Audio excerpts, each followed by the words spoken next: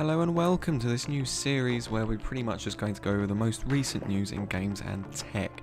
Today, Saints Row 4 and State of Decay have been refused classification by the Australian Classification Board under the guidelines for the classification of computer games.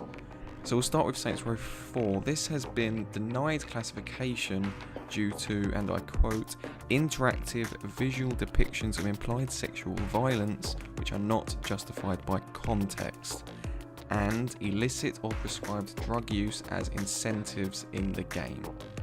Deep Silver, the publisher for Saints Row, of course they acquired the licensing for that from THQ when they went under a little while ago. They've said that the developer, Volition, is working to release a reworked version of the game without the offending content. State of Decay, on the other hand, is just pretty much the illicit or prescribed drug use.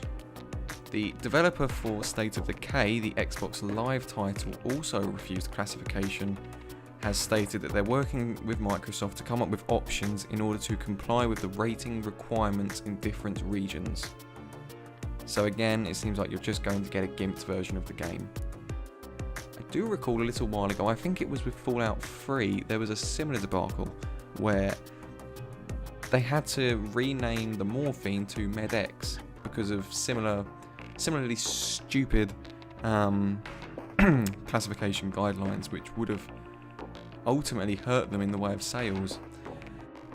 Now the thing with this is Australia is very conservative when it comes to politics and games generally. Gaming, it's very conservative with that, and kind of like the whole rock and roll will corrupt your kids thing. It's a bit like that. They have politically, not necessarily the country, but the people in charge seem to have that view of gaming. Now they did introduce an R18 plus classification in January, which many hoped would alleviate such issues as these. However, these games haven't been classified for 18 plus either. They've just been outright denied.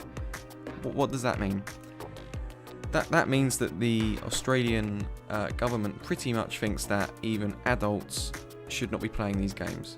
They think that adults are too mentally incapable of realising that when you use drugs in a game, it's just in a game. You know, there's no crossover to real life, especially in the case of something like Saints Row 4. I mean, that Saints Row is purposefully outlandish and ridiculous. That is the whole point of the game.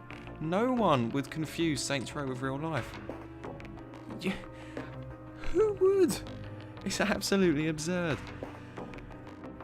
I struggle to comprehend the people who decide that you can't take drugs in a video game even though you're an adult. It boggles the mind.